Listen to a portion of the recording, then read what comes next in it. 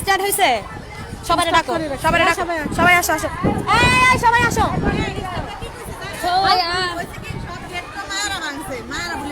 আচ্ছা গেট মাইয়ারা ভাঙছে না কে ভাঙছে ওটা টিকটক করা আছে আয় সবাই আয় ভিডিও কিন্তু ওপেন হয়ে গেছে আসো না কেন আয় তোমরা আসো ভিডিও চালু করো না আগে চালু করিনি আসো আসো সবাই আসো ভিডিও কল মাইদিকে আসো সবাই আসো যার প্রবলেম আছে মুখ বাইন্দা আসো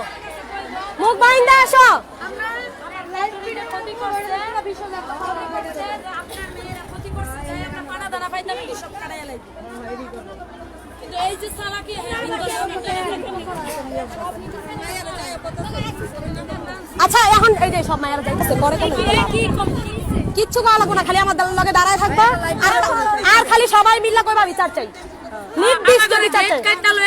মাস্ক পরো সবাই উন্না বান্ধব সবাই থাকো এদিকে আচ্ছা সামনে যে থাকবো হ্যাঁ উঁচাই থাকতে হবে আমি নিচে থাকি সমস্যা নাই সাথীর তো ডাকবো আমি লম্বা কে আছে উনি লম্বা আছে কোন দিক থেকে আলো কোন দিক থেকে ভালো আসে আলু যদি সমস্যা আচ্ছা ঠিক আছে এখানে আসেন আপনি এখানে আসেন আপনি এখানে দাঁড়ান উপরে ওঠেন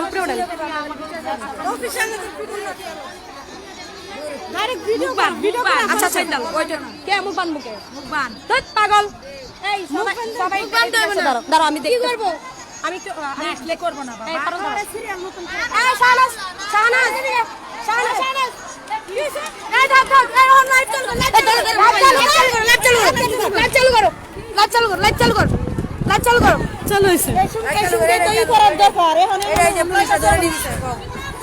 মেয়েদের উপর সেই আন্দোলন করতেছে আমরা সরকারের কাছে বিচার চাই আমাদের সুষ্ঠু বিচার না হলে আমরা একটা তুমি কাও লাইভ ওপেন হইছে আমরা সেফটি সাইজে কাম করি সেফটি দিছে অফিসে নিয়ম করি ইচ্ছা মতো আচ্ছা দাঁড়াও সামনের ক্যামেরা দাও সমস্যা নাই ডরাও না হ্যাঁ সবাই এখানে থাকো হয় মারবো নয় মরবো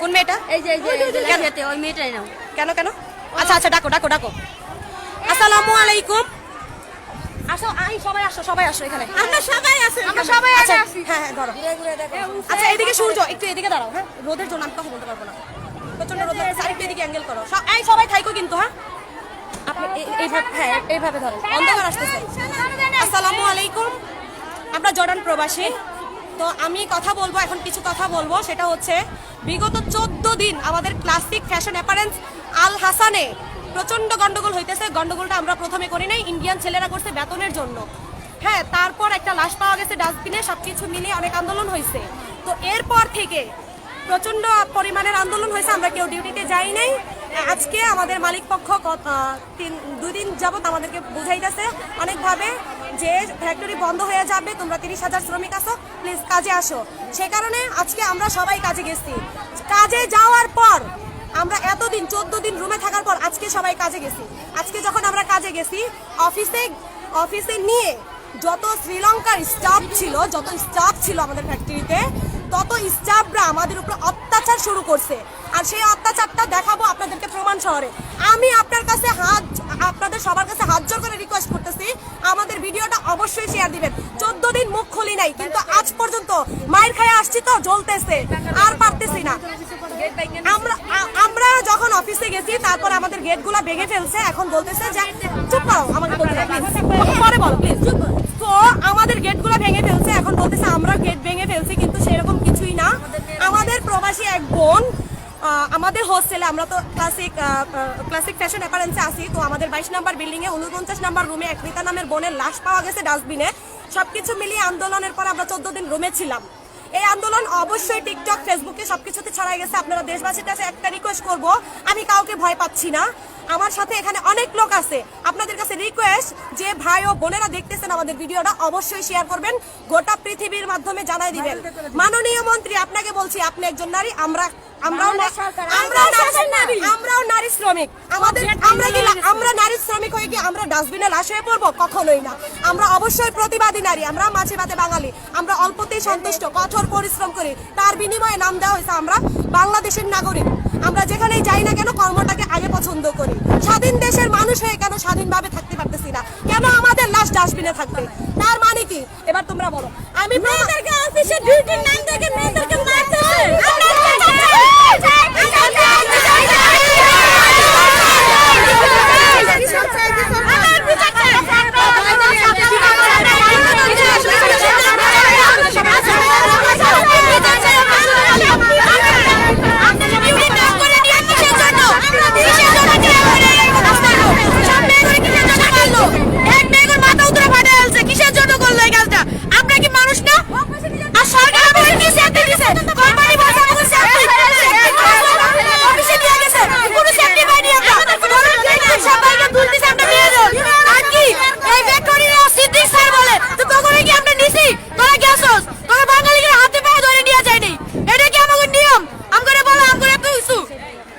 আছে, আমি আপনাদেরকে প্রমাণ সহ দেখাচ্ছি। আমরা সকালে যখন অফিসে গেছি, অফিসের ভিতরে নিয়ে যেয়ে মারধর করা হয়েছে। সাথী কথা বলো, তোমার সাথে কি করা হয়েছে অফিসের ভিতরে নিয়ে? অফিসের ভিতরে মেয়েদের অনেক মারধর করছে, মেয়েদের তোমার সাথে যেটা হয়েছে সেটা বলো। পরে ওই যে এক বাঙালি ছেলেদেরকে ধরে নিয়েছে, মেয়েরা আটকে দিয়েছে, স্টাফ আর পুলিশ মিলে মেয়েদেরকে পিটাই করতেছে। ইয়েস। আচ্ছা শাহনাজ কই? শাহনাজ আসো, আসো, মুখ বাইন্ধে আসো, মুখ বাইন্ধে আসো, আসো আসো আসো। এটা প্রমাণের দরকার আছে, আসো। ভয়ের কিছু নাই, ভয় মরবো, আসো আমাদের, আসো আসো, মুখ বাইন্ধে আসো, কথা বলো। কি হয়েছে তোমার সাথে? কে কে পিটাইছে? আচ্ছা যাই হোক, সবাই সবকিছু বলতে পারে না, সিচুয়েশনের সাথে আমাদের মেন্টালিটি। তো যাই হোক, আপনাদের কাছে একটাই রিকোয়েস্ট, আমরা 14 দিন এই আন্দোলন হওয়ার পর আজকে মালিকের কথা অনুযায়ী যখন বলছে ফ্যাক্টরি বন্ধ হয়ে যাবে, আমাদের মতো হাজারো শ্রমিক আছে যারা দিন আনে দিন খায়। সো আমরা শুধু শ্রমিক, আমাদের ন্যায্য যে আবদারটা সেটা দাবি করছি, সেটা ওনারা দিতে সক্ষম নয়। তাই বলে কি আমাদেরকে এইভাবে টর্চার করবে? কখনোই না। হ্যাঁ অবশ্যই, চলো, চলো,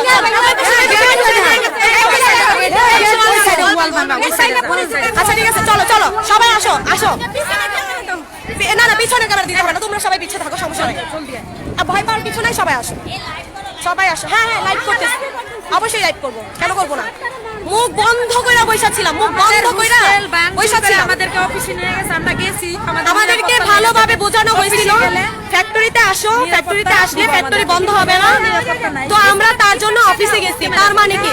আচ্ছা ঠিক আছে, হ্যাঁ হ্যাঁ, এই যে এই হচ্ছে। আচ্ছা তোমরা সবাই একটু ওদিকে যাও, কথা কম বলো প্লিজ, কথা কম বলো, একটু দেখাইতে দাও প্লিজ। হ্যাঁ ফেসবুকে দিব। আচ্ছা এই হচ্ছে, হ্যাঁ একজন কথা বলো প্লিজ, একজন কথা বলো।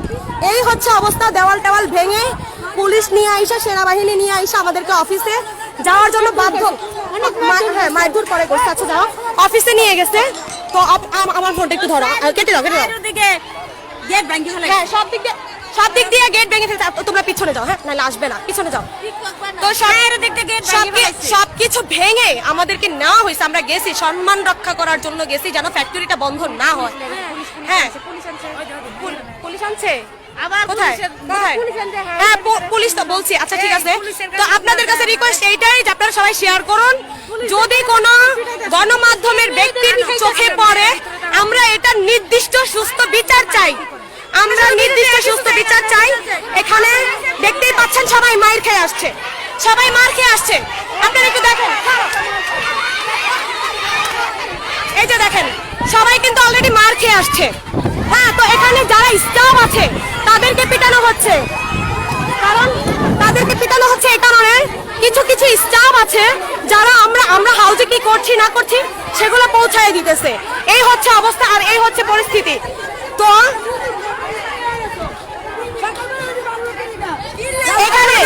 এখানে কথা বলো, এখানে কথা বলো। আচ্ছা যাই হোক, লাইভে কথা বলবা না, কথা বলো। আমাদের জীবনের কোনো দাম নাই। আমাকে সকালবেলা ডিউটিতে লেগে গেছে, ডিউটি থেকে গেছি আমরা, আমাকে নিয়ে ইচ্ছা মতন মারছে, পুলিশে মারছে, অন্য লোকেরা মারছে, বন্ধু লোকেরা মারছে। ঠিক আছে, আচ্ছা আমাদের শুধু এইটুকু আবেদন, যত ভাই বোনেরা দেখবেন আমাদের ভিডিওটা প্লিজ শেয়ার করবেন। আমাদের দোষ দিব, দেখাইছি। আচ্ছা তোমরা কিছু বলো, তোমরা কিছু বলো।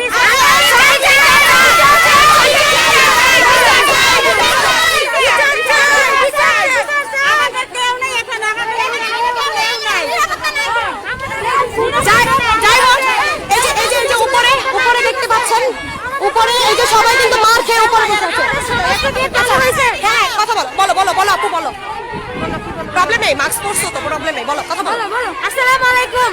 আমাদের মালিক আমাদের গেট ভেঙে কি করছে এবং আমাদের উপরে দোষ চাপাই দিয়েছে, টর্চার করতেছে, আমাদের টর্চার করতেছে। আমাদের বলছে সকালবেলা আমাদের নেওয়া হয়েছে, নেওয়ার পরে গেট ভেঙে আমাদের বের করছে পুলিশ দিয়ে এবং লোকজন দিয়ে, কেরল দিয়ে গেট ভেঙে ওয়াল ভেঙে আমাদের বের করছে। বের করা অফিসে নিয়ে আবার স্টাফ দিয়ে আমাদের কেন মারা হলো? এগুলোর বিচার চাই আমরা, বিচার চাই, বিচার চাই, বিচার চাই, বিচার চাই, আমরা সবাই বিচার চাই, আমরা সবাই বিচার চাই। ভাই সবার আপনারা